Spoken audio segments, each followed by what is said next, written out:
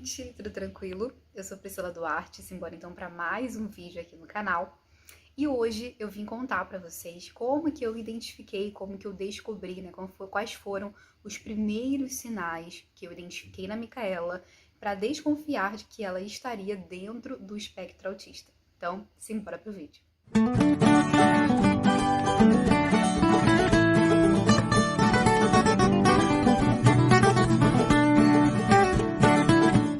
Hoje a Micaela tem de 5 para 6 anos, né? Hoje eu tô falando com vocês aqui, hoje é dia 27 de dezembro de 2022. Então agora no dia 28 de fevereiro a Micaela vai fazer 6 anos, já, passa muito rápido. E, enfim, hoje a Micaela é realmente uma outra criança, mas eu não vou falar muito de como que ela está hoje, para poder realmente ir direto ao ponto, né? Do que da proposta do vídeo hoje.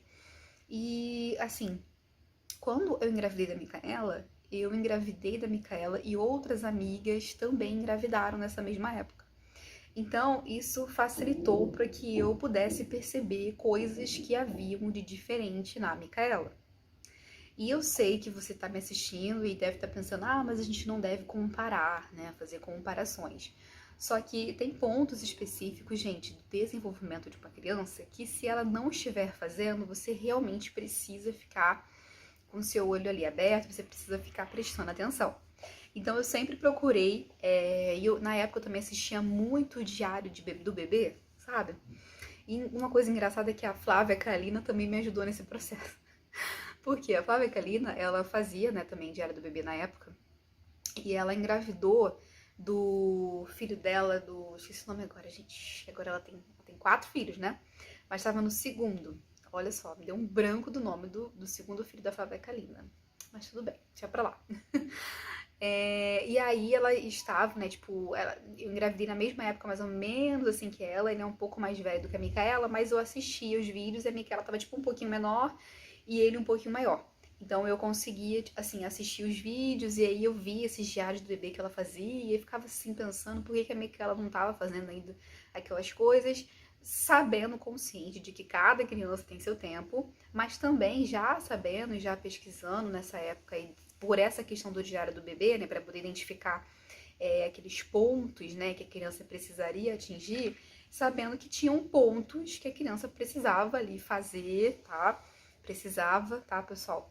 Para estar dentro de uma normalidade, para que você, pai, não precisasse se preocupar com algum atraso de fala, enfim. Então, assim, pai e mãe, né? Então, aí assistindo esses vídeos e tal no YouTube, Diário do Bebê, eu identifiquei que a Micaela tava, tipo, muito atrás, mas muito mesmo, que ela realmente não fazia nada, literalmente, do que aquelas crianças faziam. Assim, não tinha praticamente nada que as crianças que eu assistia os vídeos faziam que ela fizesse, sabe?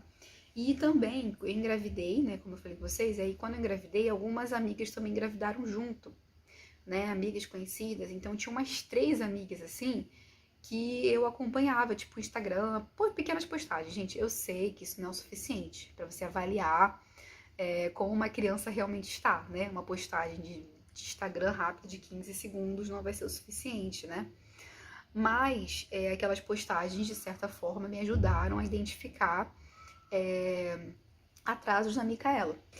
Então, quando a Micaela que eu vou falar assim, nos primeiros sinais que eu identifiquei de que tinha algo errado.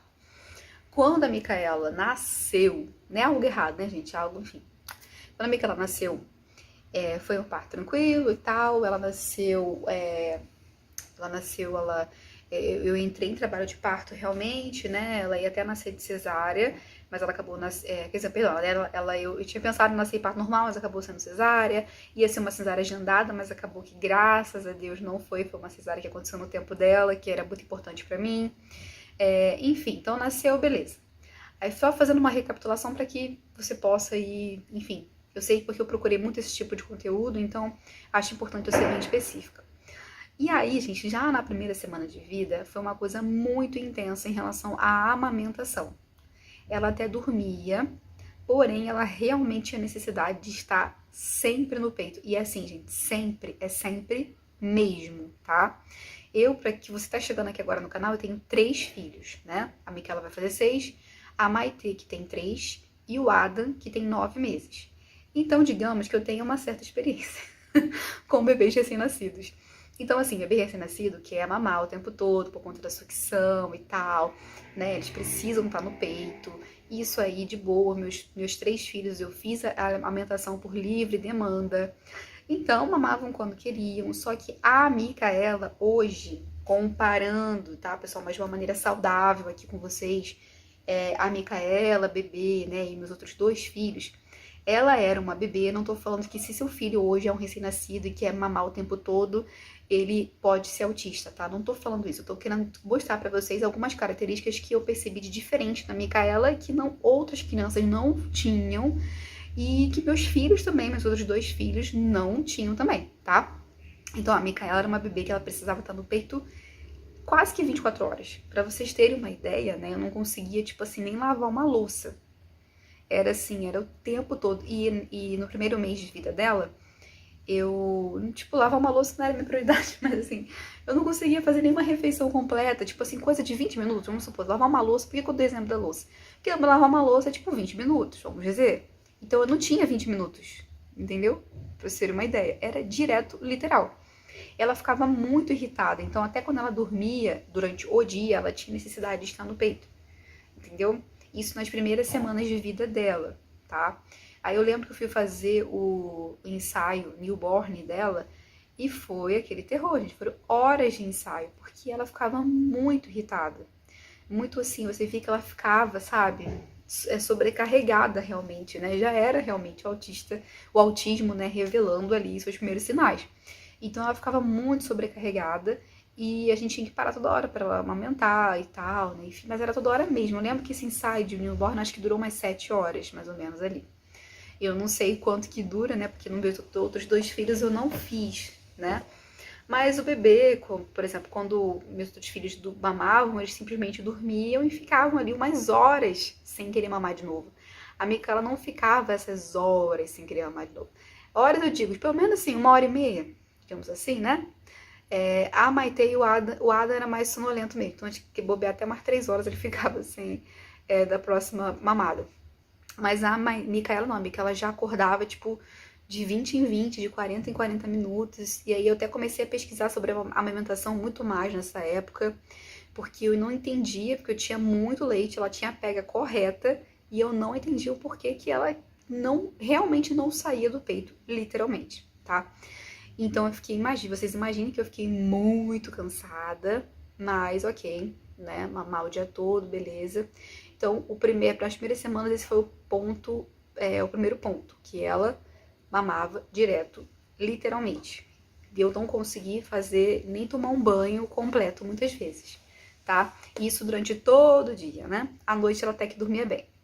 E aí, um outro ponto também, conforme foram passando os meses, foi quando ela fez mais ou menos aí uns 4 meses, ela começou a deixar de dormir no peito, tá? Então, quando a Micaela completou 4 meses, ela já não dormia mais no peito. Pra você que é mãe, é muito normal o bebê dormir no peito, né? Ele tá mamando ali, amamentando, você tá dando mamar pra ele e ele dorme no peito e você bota pra rotar e bota pra dormir. A Micaela não passou a não dormir mais no peito. Então, eu tinha que ninar ela por horas e horas e horas e horas, até que ela pegasse no sono e eu tinha que colocar ela com todo o cuidado possível no berço e ela dormisse. Só que ela só dormia efetivamente mesmo, depois de 4 meses, à noite.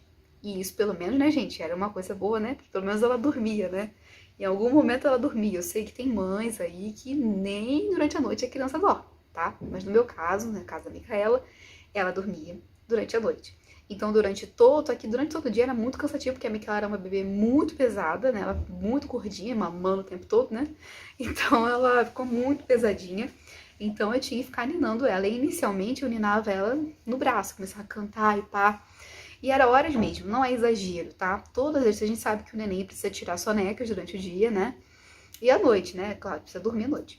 Então, durante o dia, sei lá, no início eu acho que ela fazia 3 sonecas durante o dia e à noite, né? Então eu ficava durante 4 vezes no dia, no início, pelo menos umas 2 horas cada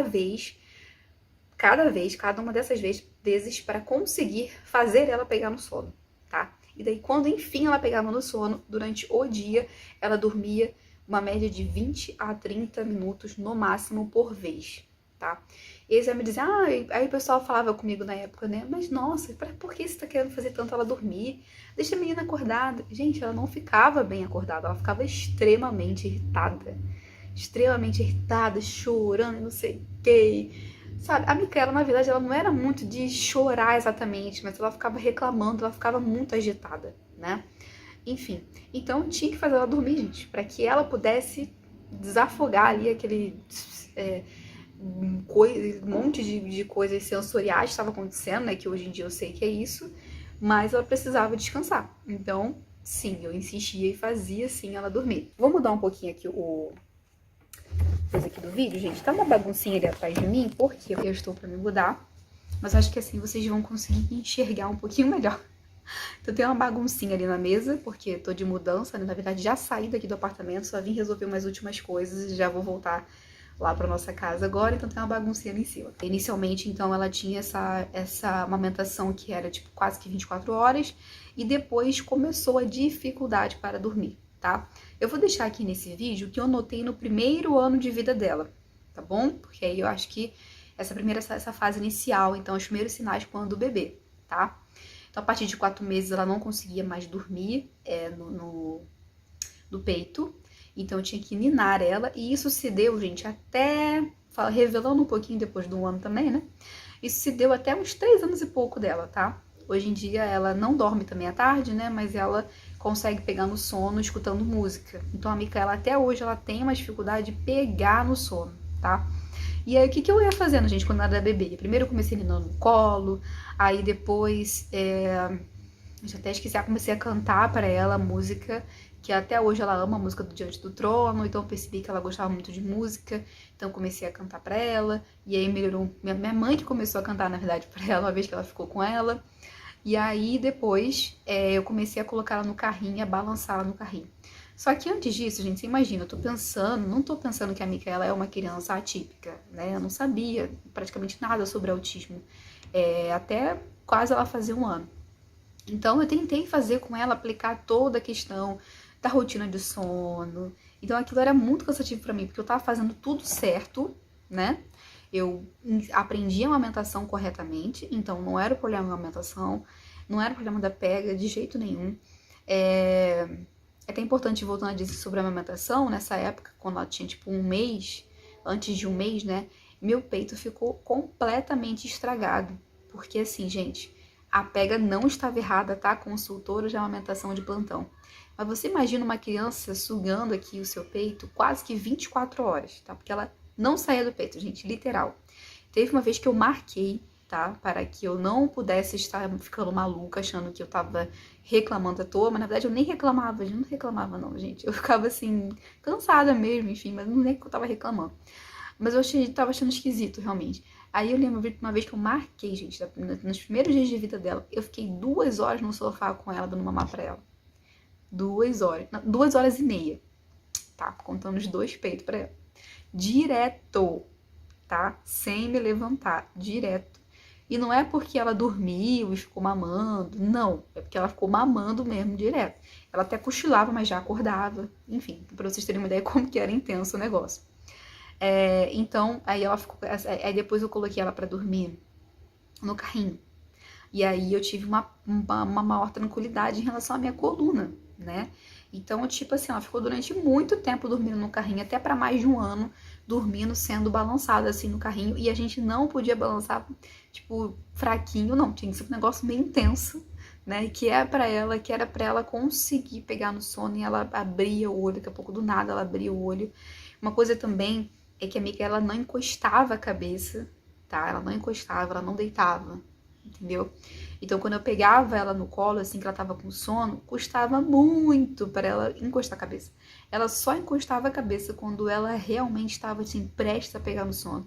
E mesmo assim, por inúmeras vezes, ela simplesmente, do nada, levantava a cabeça e voltava a ficar acordada. Ela brincava que a Micaela era da Fênix, que ela ressurge do nada. Porque era assim. Você imagina, gente, isso, eu tô rindo aqui agora, mas na verdade isso causou, de fato, como se fosse um trauma em mim. Eu fiquei muito mal realmente com isso. Depois eu fui perceber isso, né? Depois que passaram-se os anos. Eu fiquei com muito trauma dessa hora do sono. Dessa hora. Até hoje eu ainda sou um pouco meio... Tenho um pouco medo da hora de dormir, da madrugada, porque eu sabia que que até ela dormir demorariam horas, né? E que ela acordaria super cedo. Então, tipo assim, muito complicado. Então, conforme eu disse pra vocês, eu ficava acompanhando alguns bebês. Aí percebi que alguns bebês com 7 meses já começavam a se levantar. Mas isso eu não estava tão preocupada com essa questão, assim, de levantar, de engatear, de começar a andar. Essas coisas não me preocupavam muito, né? O que me preocupava mais era a questão dela, não do tempo de espera dela, né? Até que eu lembro que eu comentei com uma amiga minha, que eu falava assim, olha, o tempo de espera da Micaela é muito pequeno. Então, por mais que até que ela não quisesse dormir exatamente naquela hora, ela não conseguia ficar assim muito tempo. Claro que nenhum bebê consegue ficar muito tempo, mas ela não conseguia ficar assim, sei lá, 10 minutos assim. Eu não lembro agora, gente, mas um tempinho básico assim, distraída. Ela também não tinha muito interesse pelos brinquedos, tá? E eu era aquela mãe que eu curti muito a questão, até hoje, né? A questão do Montessori. Então, da Montessori, sabe como é que fala? Enfim, sei que o quarto dela eu fiz pra ser montessoriano. Logo eu tirei o berço pra que ela pudesse. Isso tem até tem até alguns vídeos aqui no canal mostrando isso, né? Na época. Então, eu, tipo, tirei o berço dela, coloquei os brinquedos pra ficar ao alcance dela. Tudo pra que ela tivesse a intenção de brincar. Então, eu lia pra ela também, mostrava os livrinhos para ela, a Bíblia, né? Eu lia para ela a Bíblia do bebê, eu mostrava isso também nos stories, só que ela não tinha, assim, muito interesse por nada, assim, do que eu mostrasse para ela. Então, ela era uma bebê muito feliz e muito sorridente. Ela não era uma bebê, assim, que não tinha nenhum sinal de interação social, ela não era assim. Ela realmente era muito sorridente, eu falava com ela, ela já abria um sorrisão. Ela era muito simpática, sempre foi muito simpática. Mas ela tinha um tempo de espera muito curto, então ela ficava muito irritada por qualquer coisa. Então eu lembro que eu tinha muito medo até de ir no parquinho com ela ou de fazer uma caminhada de 20 minutos com ela, porque ela ficava muito irritada e chorava assim também, sem parar nesses momentos de mais irritação, né, se ela não fosse atendida. Então eu tinha que logo dar o peito. Então eu pensava assim, não, eu tenho que, se eu for sair, eu tenho que conseguir dar o peito. Então, tipo assim, se eu vou caminhar 20 minutos indo e 20 minutos voltando, já não dava. Porque como é que eu ia parar no meio da rua pra poder dar o peito pra ela, né? E quanto que com meus outros filhos eu conseguiria fazer isso tranquilamente. Antes de sair era só dar o peito.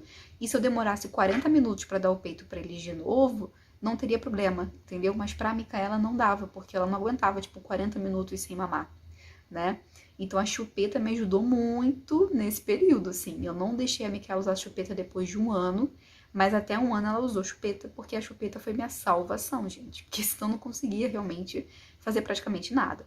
E uma outra coisa também que a gente acabava oferecendo para ela nessa época era um pouquinho de desenho também, para momentos pontuais, né? Eu não deixava ela ficar fazendo desenho horas e horas, mas momentos pontuais ela via, assim, eu ficava sozinha com ela, né? Não tinha ninguém para me ajudar, então, sei lá, eu conseguia fazer uma comida e tal. E eu sei que muitas pessoas vão julgar e vão falar, ah, é por isso que ela ficou assim. Não é isso, tá, gente? Não era exagerado, eu sei que também não era o ideal, mas era o jeito que eu conseguia para conseguir fazer alguma coisa, tá? Inclusive a comida para ela mesma, né? Porque senão eu não conseguia nem fazer a comida para ela mesma, né? Ela é uma bebê muito pesada. Enfim, não julguem as mães, né? Porque muitas vezes vocês não sabem o que está acontecendo por trás, né? E é claro, vocês sabem que no canal eu já falei, eu não sou a favor de nada disso, de desenho e tudo mais. Eu sou muito chata e muito rigorosa com isso. Hoje eu consegui reduzir muito mais isso, né? Depois de muito esforço. E por que eu tô falando isso, gente? Porque se eu deixasse, ela ficava horas e horas e horas vendo televisão. Se eu deixasse, ela ia ficar de boa, tá? Então eu tô falando isso porque é importante, que às vezes eu escuto com umas mães falando assim, nossa, esse bebezinho, tipo, nossa, meu filho, sei lá, já escutei algumas vezes, né? Tipo, ele fica quietinho vendo TV, tipo, horas e horas e horas. Gente, na minha opinião, eu não sou médica nem nada, mas pela minha experiência com meus outros filhos, isso não é normal, assim, uma criança ficar ali vidrado, um bebê ficar vidrado, assim, horas e horas na frente de uma televisão, não é normal, assim, e ela se acalmava muito vendo desenho. Então eu tinha que ter ser muito regrada para colocar em algum momento muito específico ali para fazer alguma coisa que de fato eu precisava, por ser uma criança especial, acredite, era muito mais trabalhoso, mesmo que eu não soubesse, né? Pra mim aquilo ali era normal. Mas hoje em dia eu sei que não é normal, né? Uma criança típica você consegue dar alguma coisa, ela brinca, se distrai, só que você pensa, ela não tinha interesse de pegar nada, entendeu? Então, como que eu ia conseguir distrair, né? Fazer ela brincar, né? Porque ela não brincava. Então, como que ia fazer isso, né? Então, realmente eu não conseguia fazer as coisas. Enfim, só abrindo esse parêntese, mas eu acho importante falar isso. Então, quando o bebê, basicamente esses pontos que eu falei, de muita dificuldade para dormir, não dormia mais no peito, tinha que dormir sendo balançada pelo carrinho horas e horas e horas para dormir. O tempo de espera muito curto, não se interessava por brinquedos, por nada. Os brinquedos ficavam até empoeirados, assim, de tanto que ela não pegava, tinha que ficar limpando o tempo todo, assim, porque ficava tudo empoeirado. Aí também, quando ela começou a introdução alimentar, ela começou a a esquecer de como que comia. Então, eu sempre introduzia para ela no método BLW, né? Até chegava a dar algumas papinhas para ela, mas era mais raro. Eu sempre dava mais a questão logo quando a cadeirinha, eu comprei a cadeirinha, né? Que eu demorei um mês mais ou menos para comprar a cadeirinha. Eu já coloquei ela para comer sozinha. E ela até comia, mas eu tinha que sempre dar o primeiro para ela, entendeu? Então, por exemplo, se fosse uma batata, sei lá o que fosse, né? Eu pegava o legume ou a fruta e eu tinha que colocar na mãozinha dela para ela colocar na boca. Aí depois que eu fazia isso pela primeira vez, ela já comia. E até hoje a Micaela tem um sistema meio assim, né? Por exemplo, ela já sabe ir no banheiro sozinha, ela sabe se limpar, fazer tudo, mas ela fala pra mim que vai no banheiro. É como se ela tivesse um sistema na cabeça dela de que alguém tem que autorizar ela. Então tem certas coisas que ela tem uma metodologia dela e que, gente, eu vou e falo, filha, pode ir no banheiro. Então, para comer a mesma coisa, eu tinha que fazer isso toda vez que ela fosse comer, ela meio que esquecia como comia. Mas hoje em dia eu vejo que não é nem que ela esquecia, eu achava que ela esquecia, mas na verdade era um método que ela criou na cabeça dela desde a primeira vez. Provavelmente, da primeira vez que eu dei comida para ela, assim, do método BLW, eu acredito que eu devo ter entregado na mão dela. E aí aquilo ficou na cabeça dela. Não, todas as vezes que eu for comer, alguém tem que entregar na minha mão. Aí depois eu vou comendo, sabe? Então, acho que é isso que aconteceu com essa questão da alimentação. Porque a impressão que dava é que ela esquecia como comia na época. Então, e aí era isso. Aí depois, com um ano, ela começou também, com perto de um ano, ela começou a tentar talvez pegar algumas coisas também, só que ela pegava na minha mão para eu pegar. Então começou também isso a acontecer. E aí, quando for chegar perto de um ano mesmo, eu vi que tem até uma amiga que eu sei que ela vê meu canal, a Carol. Carol, beijo pra você. Eu sei que ela assiste, então vou dar um beijo pra ela, né? Muito obrigada, Carol, pelas nossas conversas no Instagram. E aí ela postou, olha só que coisa engraçada, ela postou, não sei se ela vai lembrar disso, Carol, não sei se você vai lembrar. Você postou tipo um quadrinho que você colocou ali, né, que a Carol colocou, coisas que a filhinha dela já falava, coisas que ela fazia, porque era o quadro, acho que do aniversário dela de um ano.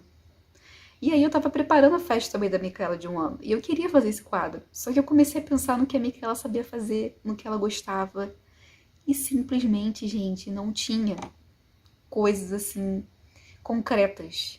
Ela falava algumas coisas aleatoriamente. E ela, com 7 meses, ela chegou a falar mamãe, mas ela esqueceu. Então ela falava algumas palavras, alguma coisa ou outra, mas era muito. Pô, acho que eram umas 3 coisas, gente. Poucas coisas mesmo.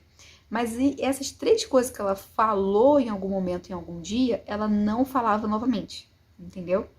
Então ela também esquecia assim, as coisas que ela falava. E ela não batia palma, por mais que eu insistisse e ensinasse para ela, né, a bater palma, ela não batia palma, ela não dava tchau. E eu todos os dias dava tchauzinho para ela, ensinava, mas ela não dava tchau. Ela não mandava beijo, né? Ela ela também, mas também nem toda criança vai fazer, mas eu tentei ensinar ela a fazer o número 1, pra fazer 1 ano e tal. Ela não entendia, então ela não repetia exatamente nada do que a gente fazia pra ela só ria, só ficava rindo. E eu até gravei um vídeo na época, falando assim, tô me sentindo culpada, deveria ter dado mais atenção, porque na época eu tava trabalhando junto, né, cuidando dela, enfim, Então minha empresa tava funcionando ainda, tipo, mais naquela época. Então eu fiquei me sentindo culpada de não ter separado um tempo pra brincar melhor com ela. Enfim, só que, gente, uma bobeira, literalmente, se você tá aí, você suspeita que seu filho seja autista, e você, tipo, você dá atenção pro seu filho, porque, gente, eu ficava o dia todo com a Micaela em casa, né? Eu conversava com ela o tempo todo, eu lia pra ela, eu botava os brinquedinhos pra ela, tipo, sabe? Então não era culpa minha, eu interagia com ela, mas infelizmente ela não correspondia. Mas eu achei que fosse culpa minha, sabe? Eu achei que tinha que fazer mais atividades pra ela poder aprender, e sendo que na verdade ela não conseguia realmente aprender, não conseguia reproduzir, né? E hoje eu sei disso, né, por questão de saber do diagnóstico dela e também por saber como que foi com meus outros filhos, porque simplesmente eles me imitam, simplesmente eles me imitam. Tudo que eu faço, os sonzinhos, sei lá o que, eles imitam, né? Brincam, eles mesmos pegavam os brinquedos, meu filhinho de 9 meses já sabe falar pé, já aponta pro pé, já fala mãe, já fala pai, já fala dá, já sabe apontar o passarinho. Ele tem 9 meses. Então, tipo assim, é completamente diferente. Então, assim, então não era uma culpa minha. Eu era uma mãe super presente. Eu não, tipo, super presente. E mesmo, gente, as crianças que têm pais que não são presentes, elas também desenvolvem, tá? Elas copiam de alguém. Seja da televisão, de alguma coisa. Tá? Então é claro que a questão da socialização e aprendizado da criança vai ser 1000 vezes melhor se você estiver ali do lado, né? Psicologicamente a criança vai ser muito mais feliz, muito mais livre para aprender se ela tiver segurança de que você interage com ela, de que você está do lado dela. É claro que isso é bem melhor. Mas mesmo que você não faça nada, tá? As crianças elas se desenvolvem e elas repetem as coisas. Então, por mais que eu fosse ausente, a Micaela ia repetir alguma coisa. Então, se você, por exemplo, tá aí, né, tipo, você talvez não passe todo o tempo com seu filho e tal, e você pensa que é por isso, gente, muito provavelmente não é por isso, tá? Pode estar acontecendo realmente um atraso, não necessariamente que seja autismo, mas você precisa ficar de olho e encarar de que, cara, tem algumas coisas que meu filho precisa fazer até 1 ano, precisa ter interesse, assim, por algumas questões, repetir alguma coisa ou outra, não necessariamente falar, né? Que tem algumas crianças que não falam e vão falar depois, né? A Maitê, por exemplo, ela não falava muito até 1 ano, mas ela falava, né? A Maitê, ela demorou um pouquinho mais assim para falar, mas todo o restante do desenvolvimento dela era de uma criança típica. Ela falava, mas falava muito embolado. Resumindo, né? Ela, tipo, demorou um pouco para falar certo, enfim. Mas isso tipo, ainda esperado, tá? Tipo, dá para relevar, né? Não é dá para relevar, mas é o esperado, né? Ela nunca ultrapassou o esperado, por exemplo, a Maitê, entendeu? Mas a Micaela já não. Então, assim, como a Micaela começou eu percebi que ela realmente ultrapassou muito, ultrapassou, eu digo, não fazia realmente nada do que era esperado, eu falei, tem uma coisa errada. Tipo assim, tem alguma coisa errada. Não tá normal isso. Realmente não tá normal. A Micaela não faz nada do que ela deveria, no mínimo, fazer. Era o mínimo, gente. Não era ela, tipo, falar 10.000 palavras, não era nada mirabolante.